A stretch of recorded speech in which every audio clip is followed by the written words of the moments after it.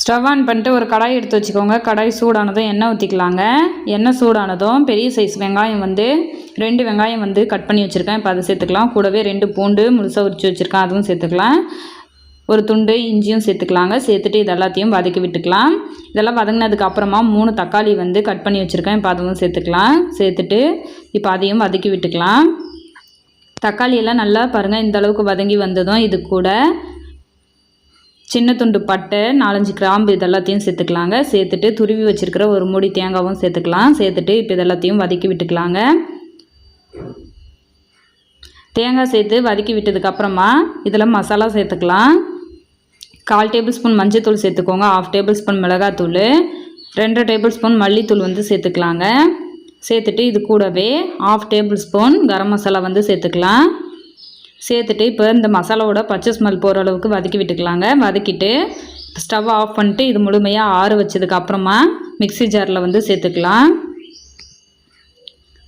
சேர்த்துட்டு இப்போ இது கூட கலருக்காக காஷ்மீரி மிளகாத்தூள் 2 டேபிள் ஸ்பூன் சேர்த்துக்கோங்க. சேர்த்துட்டு கொஞ்சமாக பொட்டுக்கடலை சேர்த்துக்கலாங்க. சேர்த்துட்டு தண்ணி ஊற்றி இப்போ நம்ம இதை நல்லா மையாக அரைச்சி எடுத்துன்னு வந்துடலாம்.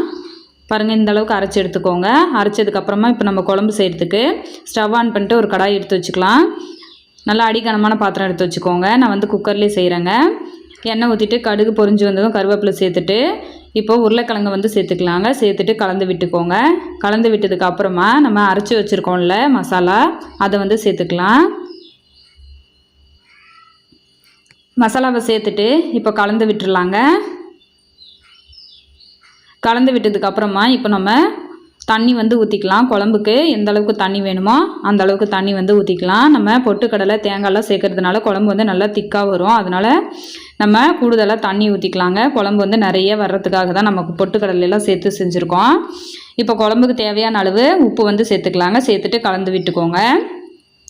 கலந்து விட்டுட்டு இப்போ குழம்பு கொதிச்சு வருது பாருங்கள். இந்த டைமில் நான் பட்டாணி ஆல்ரெடி குக்கரில் போட்டு வேக வச்சுருந்தாங்க. 2 விசில் போட்டு இப்போ அந்த வேக வச்ச பட்டாணியும் சேர்த்துக்கலாம். சேர்த்துட்டு கொதிக்க விட்டு எண்ணெயெல்லாம் பிரிஞ்சு வந்ததுக்கப்புறமா கொத்தமல்லி இலையை தூவி எடுத்தோம்னா சூப்பரான பட்டாணி உருளைக்கிழங்கு குழம்பு ரெடி ஆகிடுச்சு. கண்டிப்பாக லைக் பண்ணிக்கோங்க.